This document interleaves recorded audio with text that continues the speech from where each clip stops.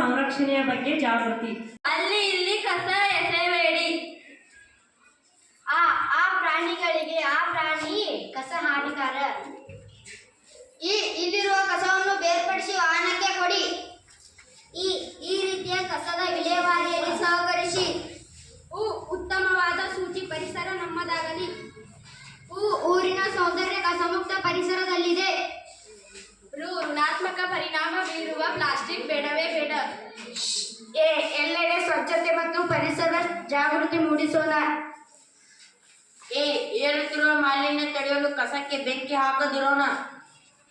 ಐಶ್ವರ್ಯಕ್ಕಿಂತ ಮಿಗಿಲು ಸ್ವಚ್ಛತೆ ಮತ್ತು ಆರೋಗ್ಯ ಎಂದು ಅರಿಯೋಣ. ಒಂದು ಹೆಜ್ಜೆ ಸ್ವಚ್ಛತೆಯ ಕಡೆಗೆ. ಓದು ಬರದಷ್ಟೇ ಸ್ವಚ್ಛತೆ ಮುಖ್ಯ. ಔಷಧದಿಂದ ದೂರವಿರಲು ಸ್ವಚ್ಛತೆ ದಾರಿದೀಪ.